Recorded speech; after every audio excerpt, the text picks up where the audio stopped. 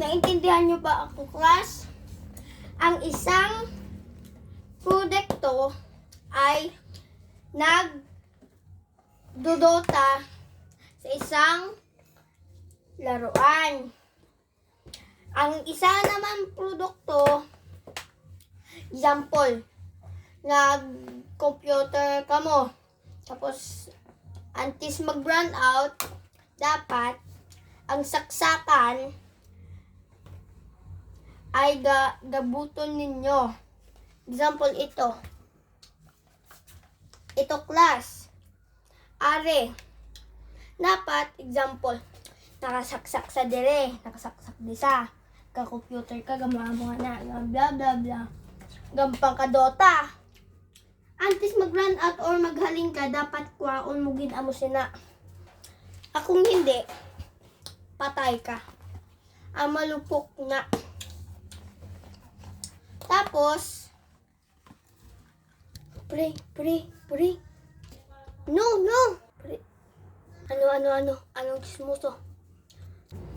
Ang ginasabi ni Sen, hindi ko maintindihan, bro.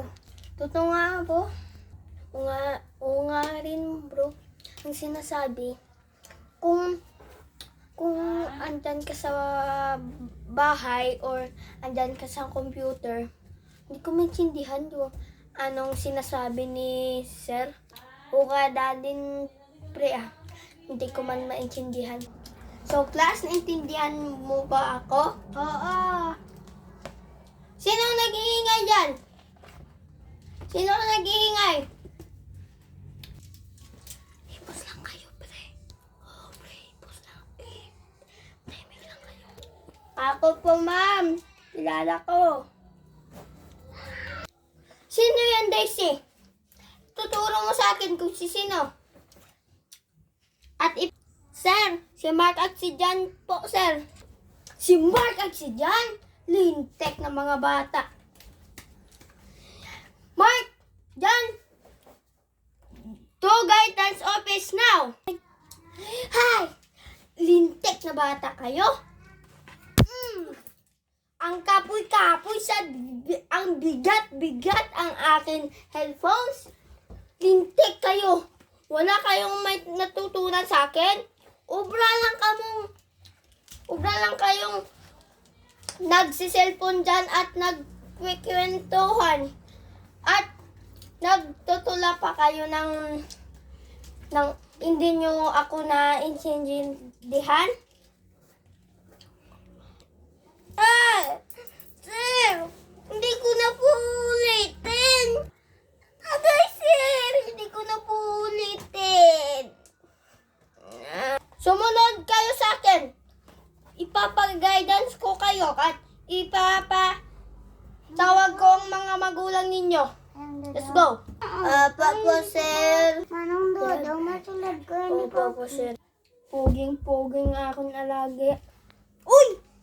Bakit kayong andito? Sir, nagugulat naman ako sa iyo. Sir, ang akin estudyante nagkukwentuhan at nagsiselfon po, sir. Ipapag-guidance mo na naman ang kanyang mga anak.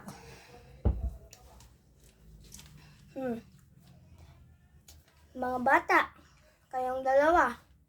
Nakikita mo ba ang kanyang guro na nagsiselfon araw-araw? Opo po, sir. Ganun pala, sir eh.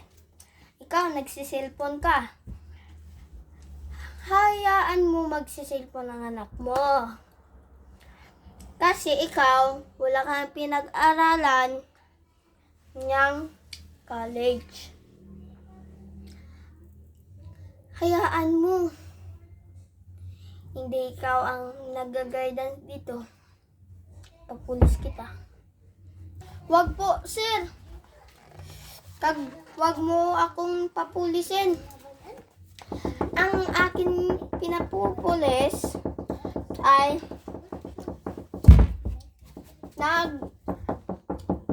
hihingi mo kami ng Wait lang. project at hihimo kami ng example ng hihimo kami ng project or tatahi kami ng example sa IPP, MAPI. At ang aming project sa Pilipino ay marami.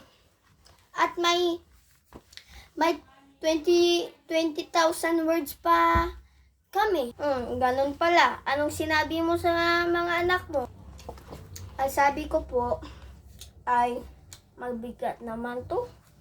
Sabi ko po, may patatawag ang mga magulang nila. Malakad mo kasi namin.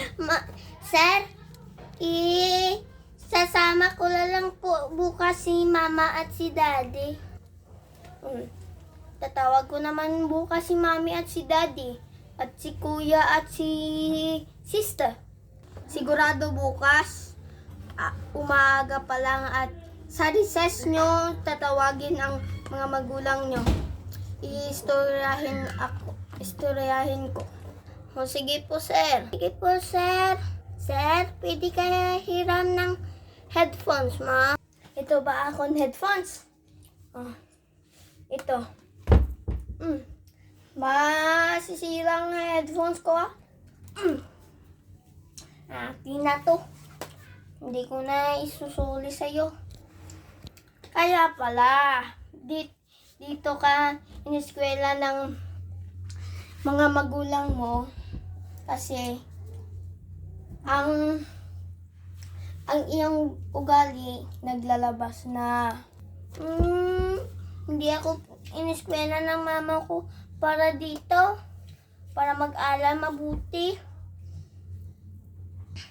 Thank you for watching. May upload ko na si DJ Rex Otanyas.